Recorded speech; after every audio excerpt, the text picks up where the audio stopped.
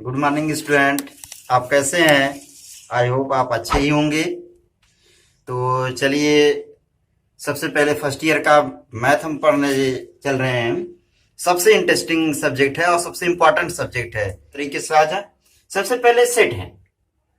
Set जो George Centaur के माध्यम से आया है, ये सेट का वर्ड, सेट का डिफिनेशन जो है, डिफिनेशन देख लें।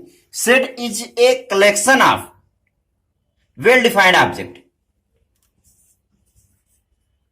A set is a collection of well defined object। ऐसा कलेक्शन होना चाहिए जो वेल डिफाइंड हो। यहां हमको समझना है वेल डिफाइंड। सभी कलेक्शन, जो सभी कलेक्शन है, वो सभी के सभी कलेक्शन क्या होंगे? सेट नहीं हो सकते हैं, वेल डिफाइंड होना चाहिए। हिंदी में देख लें, वस्तुओं के सुपरिभाषित समूह को, वस्तुओं के सुपरिभाषित समूह को समुच्चय कहते हैं। वस्तुओं के सुपरिभाषित समूह, ऐसा समूह, सभी समूह नहीं है, ऐसा समूह होना चाहिए जो क्या हो? सुपरिभाषित हो। ऐसा समूह होना चाहिए जो सुपरिभाषित हो। यहां पर सुपरिभाषित, इंग्लिश में वेल डिफाइंड होना चाहिए। सुपरिभाषित हो यानी जिसकी प्रमाणिकता हो गया हो, सब लोग वही कहे, पर्सन टू पर्सन वेरी न करे, यानी अलग अलग लोगों अलग अलग वर्ड न बोले। जैसे मान लो अब कह दें हम कि मैथ एक इजी सब्जेक्ट है, तो सबके लिए तो इजी होगा नहीं, हमारे लिए इजी है। हो सकता है कि किसी के लिए टफ हो, रमेश के लिए टफ हो, मोहन के लिए टफ हो, सोहन के लिए इजी हो जाए, आदित्य के लिए और इजी हो जाए। तो vary to vary, person to person vary ना करे। अगर पर्सन टू पर्सन वेरी नहीं कर रहा तो इसको क्या कहेंगे? वेल डिफाइंड कहेंगे, सुपरिभाषित कहेंगे। जिसकी प्रमाणिकता हो चुकी, सब लोग वही चीज बोले, तो वो सेट कहलाएगा। सेट आ गया होगा समझ में। एक set is a collection of well defined object. वस्तुओं का ऐसा समूह हो जो सुपरिभाषित हो। सुपरिभाषित मतलब जो सभी लोग वही चीज कहें। सही है तो सबके लिए सही हो, गलत है तो सबके लिए गलत हो। तो ऐसा समूह क्या कहलाएगा? ऐसा समूह कहलाएगा समुच्चय। अब यहां पे एक बात और आती है कि सभी के सभी जो कलेक्शन है, सभी कलेक्शन, सभी समूह क्या सेट नहीं होगा? Every collection is not set but every set is a collection. प्रत्येक जो समूह है, प्रत्येक समूह क्या समुच्चय नहीं होगा, लेकिन प्रत्येक समुच्चय क्या होगा? वो समूह हो सकता है, होगा। तो आई होप आप लोगों को ये डिफिनेशन आया होगा समझ में। अब ये रिप्रेजेंटेशन है। डिफिनेशन को हिंदी में परिभाषा कहते हैं। इसकी परिभाषा क्या है? अब यहां पे रिप्रेजेंटेशन ऑफ सेट है दूसरे नंबर पे। इसमें इस कोर्स में जो फर्स्ट ईयर के कोर्स में रखा गया है पहले चैप्टर में, वो क्या? रिप्रेजेंटेशन ऑफ सेट है। सेट को रिप्रेजेंट कैसे करते हैं? सेट के जो नेम होंगे, नेम को हमेशा कैपिटल लेटर से रिप्रेजेंट करते हैं, और इसके एलिमेंट को, जो इसका एलिमेंट होगा, वो स्मॉल लेटर से यूज किया जाता है, ए बी सी डी इस टाइप में। और दो एलिमेंट को सेपरेट करने के लिए, दो एलिमेंट को सेपरेट दिखाने के लिए बीच में कामा का यूज कर लिया जाता है। दो एलिमेंट को सेपरेट दिखाने के लिए कामा का यूज कर लिया जाता है, और इसको करली ब्रैकेट में, मझले ब्रैकेट में बंद कर दिया जाता है। इसका रिप्रेजेंटेशन है। इसके नेम को कैपिटल लेटर में, कुछ राइटर तो ये इसके एलिमेंट को भी कैपिटल में लिखते हैं। तो ज्यादा से ज्यादा जो बुकें हैं वो इसमें स्मॉल में ही लिखा गया है, इसलिए हम आप लोगों को स्मॉल में ही लिख रहे हैं। लेकिन कुछ राइटर इसके कैपिटल लेटर में भी लिखते हैं एलिमेंट को, लेकिन एलिमेंट को कैपिटल लेटर लिखना या स्मॉल लेटर लिखने से मतलब नहीं, कर्ली ब्रैकेट लगाना जरूरी है। अब इसी चैप्टर में ब्रैकेट के बारे में भी इंटरवल के रूप में पढ़ेंगे, अलग अलग टाइप के। तो यहाँ पे कर्ली मझले ब्रैकेट में लगाएंगे, दो एलिमेंट को सेपरेट करने के लिए बीच में कामा का यूज कर लिया जाता है। ये सेट है। अब सेट के जो रिप्रेजेंटेशन है उसके टू टाइप्स हैं, दो प्रकार के हैं रिप्रेजेंटेशन। सेट का जो रिप्रेजेंट करती हैं,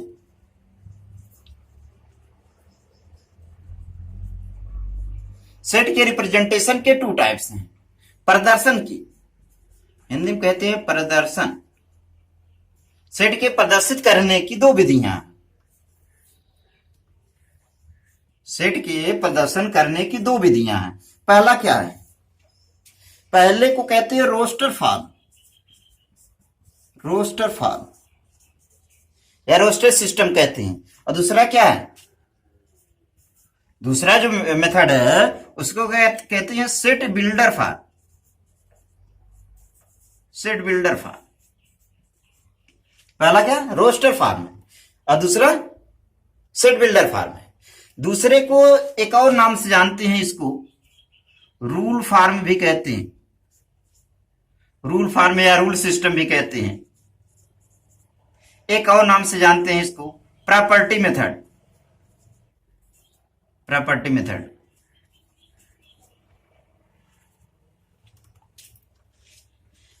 इसी तरीके से रोस्टर को क्या कहते हैं, रोस्टर को एक और नाम से जानते हैं tabular, tabular form, tabular system. Hindi में रोस्टर को रोस्टर ही कहेंगे, रोस्टर फॉर्म ही कहेंगे। और या फिर इसी को सारणिक रूप भी कहते हैं, सारणिक रूप। और यहां इसका हिंदी में क्या है, समुच्चय निर्माण विधि। हिंदी में इसको कहते हैं समुच्चय निर्माण विधि, समुच्चय निर्माण विधि, या फिर गुण विधि भी कहती हैं। इसी को दूसरा नाम क्या है, गुण विधि है, गुण विधि। तो जो समुच्चय है उसके प्रदर्शन की दो विधियां हैं, कौन कौन सी, रोस्टर विधि है और ये समुच्चय निर्माण विधि है। इसी को गुण विधि कहते हैं, समुच्चय निर्माण को। हिंदी में इसमें रोस्टर को रोस्टर ही नाम से जानते हैं, सारणिक विधि के नाम से भी जानते हैं। अब इसको कैसे प्रदर्शित करते हैं, इसलिए हिंदी इंग्लिश दोनों में बोल दे रहे हैं ताकि सबके लिए इजी हो। अब सारणिक में क्या, इसके नेम है कैपिटल लेटर से, इसके एलिमेंट को इस तरीके से कर्ली ब्रैकेट का यूज कर लेते हैं। जैसे कह दिया जाए 1 2 3 4 5 6, छोड़ दे भाई, तो ये नंबर है, इसको ऐसे लिख दिए। लेकिन ये क्या है, अपने अपने जगह पे दोनों का बहुत महत्वपूर्ण है। अब ये इसको गुण विधि में क्या, यही एग्जांपल लिखेंगे किस तरीके से, x a equal to curly bracket x such that x, इसको डबल पॉइंट इस तरीके से लिख दिया गया है, इसको लिख दे रहे हैं। इसका मतलब क्या है, such that, such that. Hindi में क्या कहेंगे, हिंदी में कहेंगे इस प्रकार, यक्स इस प्रकार है कि। हिंदी में इसका मतलब यह है कि यक्स इस प्रकार है कि क्या, यक्स एक, अभी पहले इंग्लिश में लिख दें फिर हिंदी में बता दे रहे, x such that, x such that, इसको x such that x is a क्या है, नेचुरल नंबर है, नेचुरल नंबर, हाफ में ही लिख दे रहे हैं, नेचुरल नंबर है। और क्या नेचुरल नंबर कहां तक है, यक्स सच दैट यक्स ये नेचुरल नंबर। अब ये यक्स का वैल्यू कितना है, यक्स का वैल्यू कितना है नेचुरल नंबर, 1 2 3 4 5 6।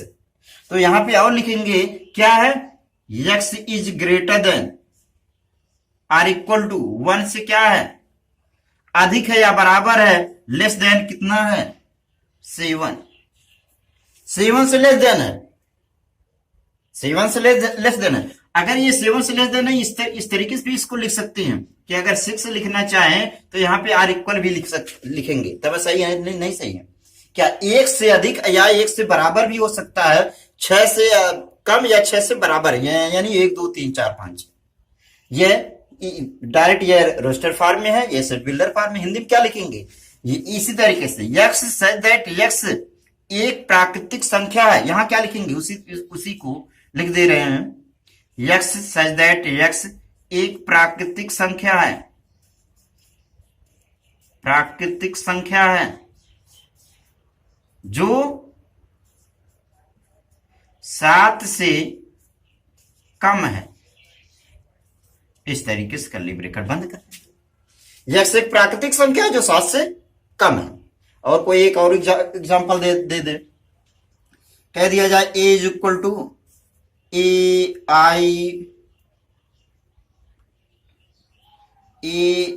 AEIOU, इस तरीके से हो गया। ये क्या है, AEIOU क्या चीज है, एक वाबेल है, इंग्लिश का वाबेल है, एक स्वर है ना, स्वर है इस तरीके से। और इसको ये किस फॉर्म में है, रोस्टर फॉर्म में है। इसी रोस्टर फॉर्म को अगर ये सेट बिल्डर फॉर्म में अगर बनाना हो, समुच्चय निर्माण विधि में बनाना हो, तब क्या करेंगे, इसको इस तरीके से लिखेंगे कर्ली ब्रैकेट में, x such that x is A Wavell of English alphabet, English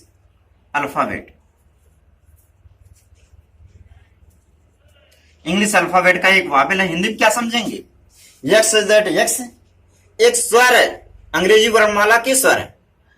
x क्या है, अंग्रेजी वर्णमाला की स्वर है, लिख दे रहे हैं इस तरीके से, यही रहेगा यक्स सच दैट यक्स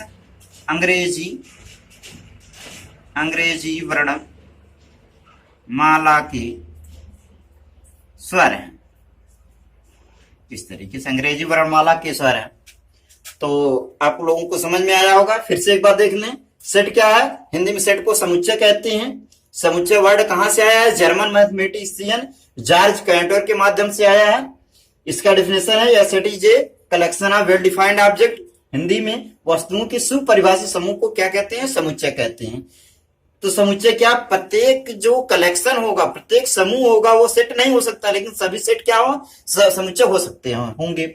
इसके इस तरीके से रिप्रेजेंट करते हैं। इसके रिप्रेजेंटेशन की 2 विधियां हैं, प्रदर्शन की 2 विधियां हैं। पहला रोस्टर फॉर्म बताया, दूसरा set builder form. Roster form को साइडिक विधि भी कहते हैं, सेट बिल्डर फॉर्म को क्या कहते हैं, गुण विधि या समुच्चय निर्माण विधि कहते हैं। इसको कर्ली ब्रैकेट मझले ब्रैकेट में लिखते हैं और इसी चीज को लैंग्वेज के माध्यम से, भाषा के माध्यम से यहां लिखते हैं। इसका यूज, इस सेट का बहुत ज्यादा यूज है, फर्स्ट ईयर के पहला चैप्टर, लेकिन ज्यादा सेट अगर आएगा तो सेट आने के बाद रिलेशन फंक्शन आएगा। अब रिलेशन फंक्शन का भी यूज कई जगह से, फंक्शन जितने टाइप से फंक्शन है उसमें यूज होगा। अब कॉम्बिनेशन परमुटेशन में भी यूज होगा इसका। प्रोबेबिलिटी पढ़ेंगे, प्रोबेबिलिटी में भी यूज होगा।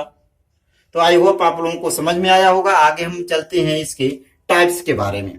तो आइए अगला है टाइप्स ऑफ सेट में। टाइप्स ऑफ सेट में कई टाइप्स से हैं जनरली। तो पहला है नल सेट और एम्प्टी सेट और वाइड सेट। वाइड सेट भी इसको कहते हैं। दो सेट या the set which have no element, ऐसा समुच्चय जिसमें कोई एलिमेंट न हो, ऐसा समुच्चय जिसमें कोई अवयव न हो, ऐसे सेट को क्या कहते हैं, वाइड सेट या एम्प्टी सेट। ऐसा समुच्चय जिसमें कोई एलिमेंट न हो, नो एलिमेंट। दो set which have no element, तो क्या कहलाएगा ये, null set, void set. Hindi में क्या कहते हैं, हिंदी में इसको कहते हैं रिक्त समुच्चय। रिक्त समुच्चय, रिक्त समुच्चय कहते हैं या खाली समुच्चय कहते हैं। जनरली रिक्त समुच्चय के नाम से आप जानते हैं। एग्जाम्पल जैसे कह दिया जाए, 2 से विभाजित न होने वाले सम संख्या। 2 से भी सभी संख्याएं क्या होती हैं, जो सम संख्याएं होती हैं वो 2 से विभाजित होती हैं। तो यहां पे क्या एग्जाम्पल बनेगा, ऐसी संख्याएं जो ऐसी सम संख्याएं जो 2 से विभाजित न हो। या फिर कह दिया जाए, फर्स्ट ईयर के क्लास में सेकंड ईयर के स्टूडेंट,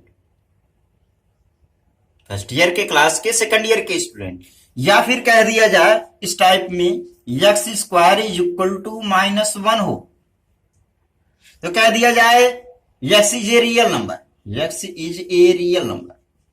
तो क्या रियल नंबर बनेगा? जब एक्स स्क्वायर का वैल्यू -1 है तो एक्स इज इक्वल टू क्या हो जाएगा? इस तरीके से आ जाएगा अंडर रूट में आई, तो अंडर रूट में होगा ना -1, और -1 जब हो जाएगा तो इमेजिनरी नंबर हो जाएगा।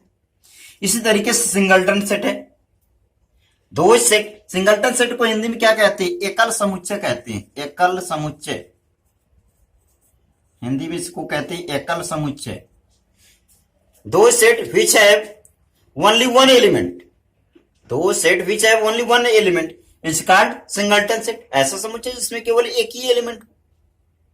अब एक ही एलिमेंट का कोई एग्जांपल ले सकते हैं, जैसे कह दिया जाए x plus 3 is equal to 8, 8 से सोल्यूशन क्या है? इसका सोल्यूशन क्या होगा? तो यहां से x इज इक्वल टू क्या हो जाएगा? 8 माइनस 3 इज इक्वल टू 5, एक ही वैल्यू है।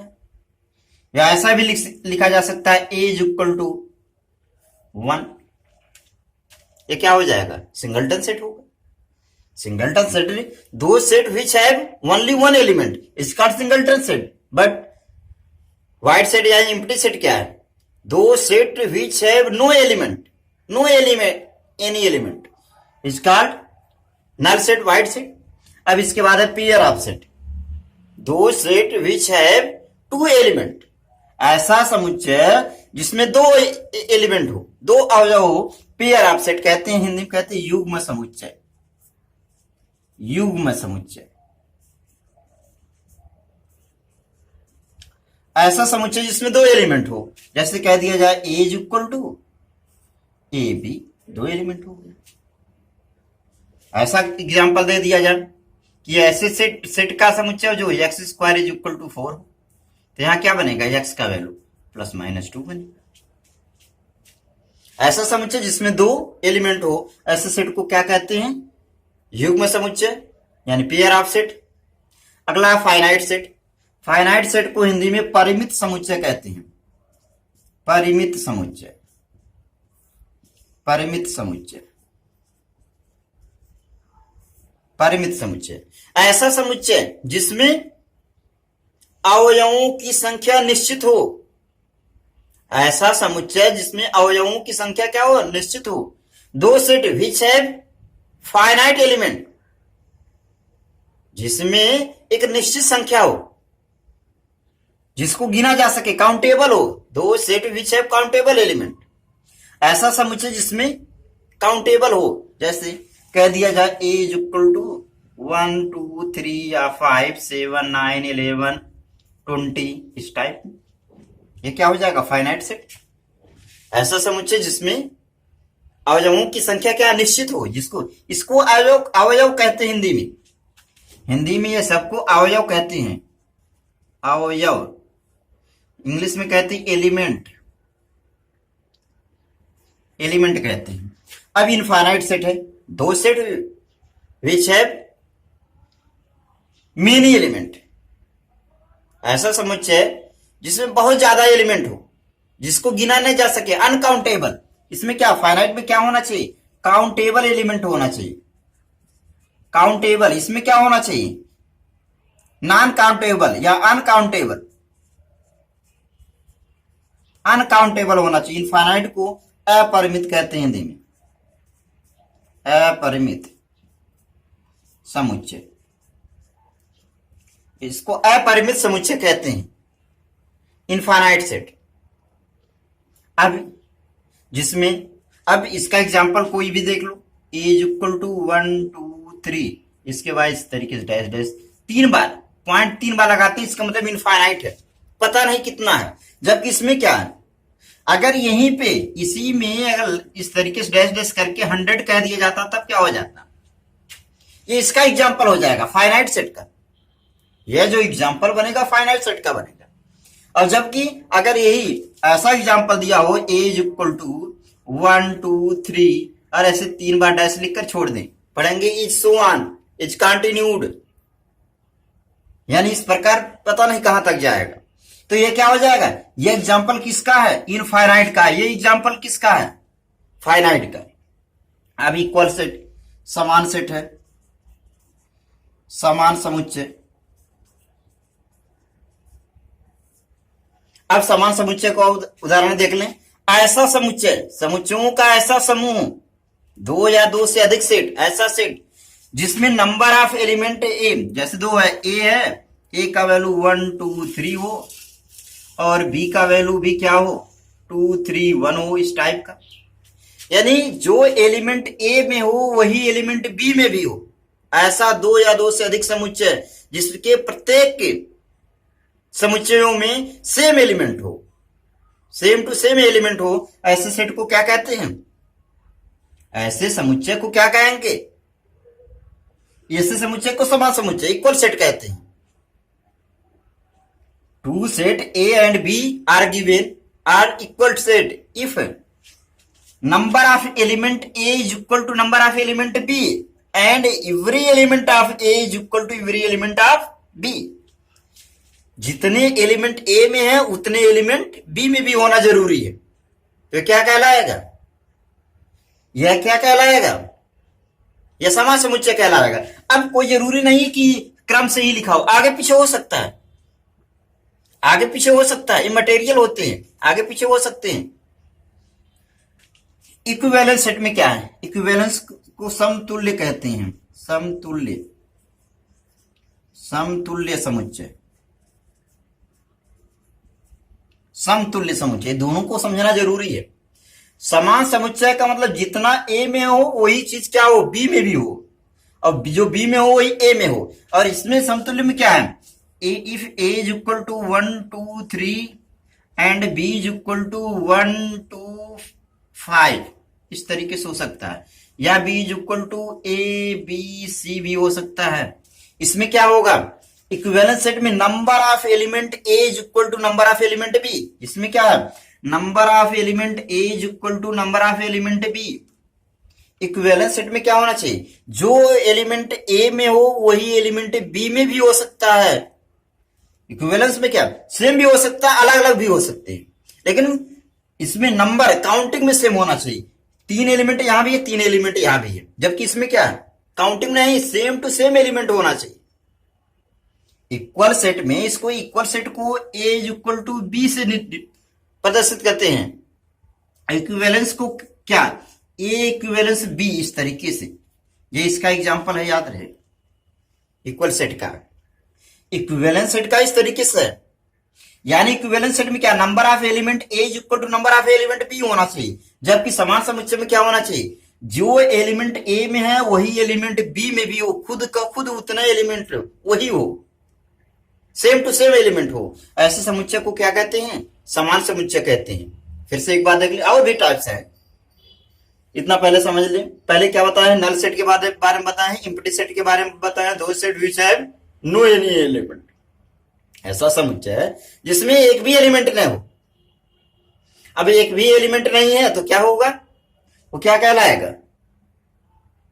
क्या कहलाएगा, रिक्त समुच्चय कहलाएगा। दूसरा क्या है, सिंगलटन एकल समुच्चय, नाम से ही पता है, नाम से ही, नल वाइड इम्पटी, इम्पटी नाम से ही पता है। इम्पटी सेट को प्रदर्शित कैसे करते हैं, हमेशा इम्पटी सेट को 5 से प्रदर्शित करते हैं, या फिर करली ब्रैकेट लगाकर इसमें कोई एलिमेंट नहीं लिखते हैं, करली ब्रैकेट लगाकर कोई एलिमेंट नहीं लिखते हैं तो क्या हो जाएगा, कोई एलिमेंट अगर नहीं लिखेंगे तो हो जाएगा नल सेट, इम्पटी सेट। और यहां क्या, सिंगलटन सेट, ऐसा सेट जिसमें ओनली 1 एलिमेंट हो, एक एलिमेंट हो, दो set which have only 1 element, it's called singleton set. इस तरीके से एक एलिमेंट लिख देते हैं। पेयर ऑफ सेट, वह समुच्चय जिसमें 2 एलिमेंट हो अगर, तो पेयर ऑफ सेट, युग्म समुच्चय कहते हैं। फिर फाइनाइट सेट, ऐसा समुच्चय जिसमें एलिमेंट काउंटेबल हो, गिने जा सके, एक निश्चित संख्या हो। परिमित या निश्चित समुच्चय भी कहते हैं, परिमित समुच्चय। अपरिमित समुच्चय क्या है, जो अनकाउंटेबल हो, जिसमें अवयवों की संख्या गिना ना जा सके, वह क्या हो जाएगा, अपरिमित समुच्चय हो जाएगा। समान समुच्चय क्या है, 2 या 2 से अधिक ऐसा समुच्चयों का समूह जिसमें जितने पहले में हो उतने दूसरे में, उतने तीसरे में, सेम टू सेम वही एलिमेंट अगर हो तो क्या कहलाएगा? इक्वल सेट कहलाएगा। इक्वल सेट को ए बराबर बी से प्रदर्शित करते हैं। इक्विवेलेंस सेट क्या है? ऐसा दो से या दो से अधिक समुच्चयों का समूह जिसमें क्या नंबर ऑफ एलिमेंट सेम होना चाहिए। नंबर ऑफ एलिमेंट 3 इसमें, 3 इसमें, 3 इसमें भी है। नंबर ऑफ एलिमेंट सेम होना चाहिए। अब ये बात आती है क्या इक्वल सेट इक्विवेलेंस सेट होते हैं? जवाब देंगे हाँ। Every equal set is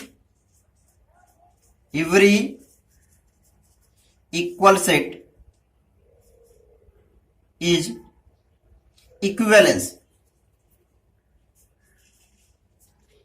set, but every equivalent set is not equal set.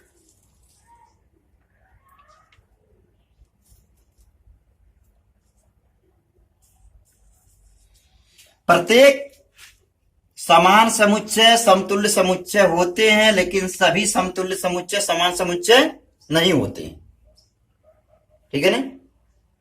समझ में आया होगा। अगर समझ में नहीं आया तो इसको फिर से एक बार वीडियो को रोक करके बैक करके फिर से समझ लेंगे। तो पहले एक्सरसाइज में कुछ इस टाइप का क्वेश्चन दिया है, ए इज इक्वल टू 1 2 3 4 5, इस टाइप का क्वेश्चन दिया गया है। तो यहाँ पे बिलोंगिंग टू के बारे में बताना है कि क्या बिलोंग करता है कि नहीं बिलोंग करता है। तो अगर यह एलिमेंट है, इसके अवयव हैं, तो अवयव हैं तो कैसे? जैसे कह दिया जाए 1 और ए में बिलोंग कर रहा तो ई के आकार का, एप्सिलॉन के द्वारा लिखा गया। एप्सिलॉन है, ई के आकार का है लेकिन एप्सिलॉन है। इसका मतलब क्या? 1 बिलोंगिंग टू ए। जो 1 है इसको पढ़ेंगे 1 बिलोंग टू ए, या 1 is element of A. 1 is element of A. इसको इस तरीके हिंदी में क्या कहेंगे? एक ए का अवयव है। इधर से आ जाते हैं। यहां क्या है? अगर कोई सेट दिया होगा, इस सेट में 1 2 3 4 5 है, तो 1 अगर है तो 1 ई के आकार का एप्सिलॉन है। 1 एप्सिलॉन ए है, लेकिन पढ़ेंगे क्या? एप्सिलॉन नहीं पढ़ेंगे, इसको पढ़ेंगे 1 बिलोंग टू या बिलोंगिंग टू ए, या इसको 1 इज एलिमेंट ऑफ ए। हिंदी में कहेंगे 1 यानी एक ए का अवयव है। इस तरीके से पढ़ेंगे। अगर यही क्वेश्चन इस तरीके से लिख दिया गया होता 0, तो क्या बताते? 0 अगर है तो ई आकार इस तरीके से बना करके ए और काट देंगे। इसका मतलब क्या? इसको पढ़ेंगे 1 0 is not belonging to A. 0 is not element of A. यहां पे नॉट जोड़ लेंगे। इसको क्या पढ़ेंगे? 0 इज नॉट बिलोंगिंग टू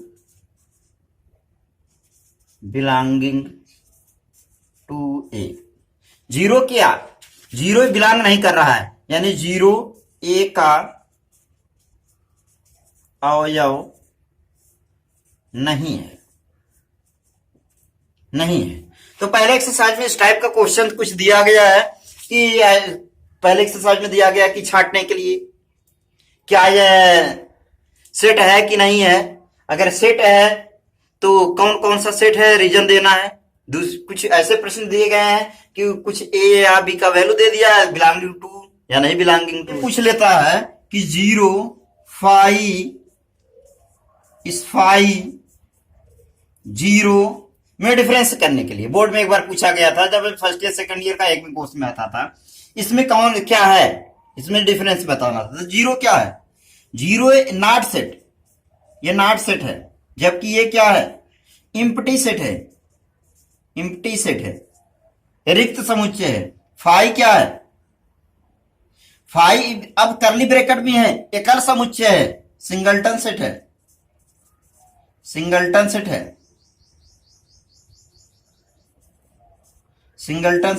ये क्या है? ये भी सिंगलटन सेट ही है। ये सिंगलटन, ये रिक्त समुच्चय है, ये नो सेट, कोई समुच्चय नहीं है। अब अगला देखिए, इससे कुछ सिंबल का हम यूज करेंगे सेट में। यन लिखा रहेगा हमेशा, तो ये यम का मतलब सेट ऑफ नेचुरल, प्राकृतिक संख्याओं का समूह है, प्राकृतिक संख्या है। ये क्या, set of whole number, whole number मतलब पूर्ण संख्या, पूर्ण संख्या है।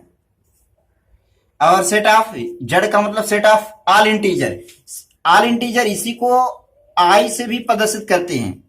Set of all integer, integer यानी हिंदी में कहते हैं पूर्णांक,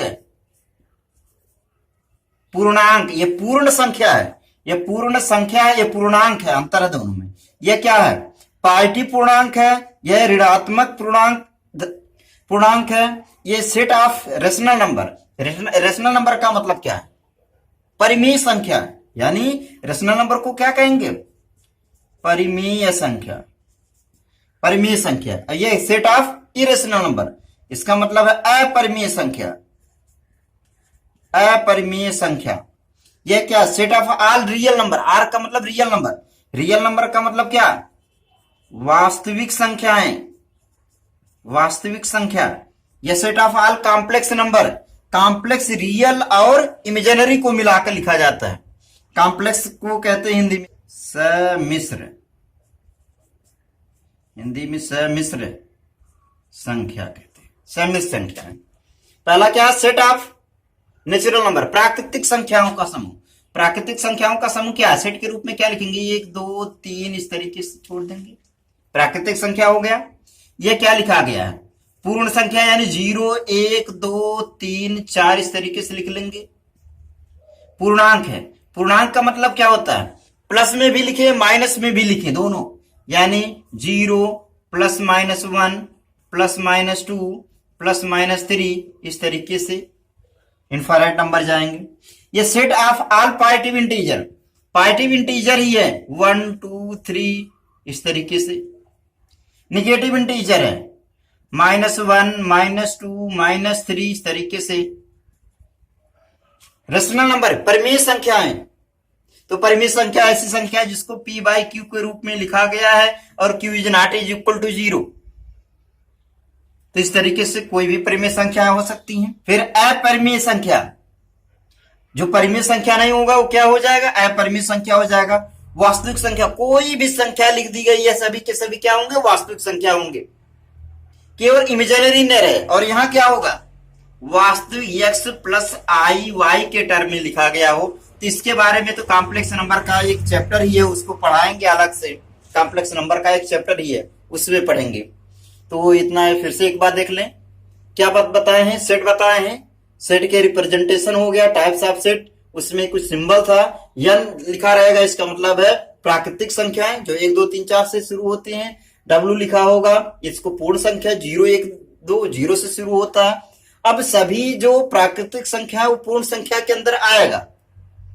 जड़ क्या है, इंटीजर है, पूर्णांक है, तो पूर्णांक इस तरीके से प्लस माइनस के साथ सभी, यानी जो ये प्राकृतिक संख्या ये भी पूर्णांक में आ जाएगा, पूर्ण संख्या भी पूर्णांक में आ जाएगा। ये प्लस संख्या लिख लेंगे, माइनस संख्या लिख लेंगे, चाहे जो हो, इन सब में से चाहे जो लिख दे, ऊपर चाहे जो लिख दे, वो सभी क्या हो जाएगा, परिमेय संख्या ही हो जाएगा। जो परिमेय नहीं होगा, परिमेय 10th में आप लोग पढ़ चुके हैं। फिर इसके बाद वास्तविक संख्या, जो भी ऊपर लिखा गया सभी संख्याएं क्या होंगी, चाहे परिमेय हो अपरिमेय हो, सबको लिख दिया जाए तो वास्तविक संख्या हो जाएगा। और ये सेट ऑफ कॉम्प्लेक्स नंबर है, समृद्ध संख्या है, समृद्ध संख्या के बारे में अलग से हम उसको बताएंगे। और रियल इमेजिनरी दोनों को मिलाकर लिखा जाता है। अभी इतना आप लोग दोहराइएगा, इसके बाद अगला वीडियो लेकर आएंगे, तब तक इसको रिपीट करते रहिए।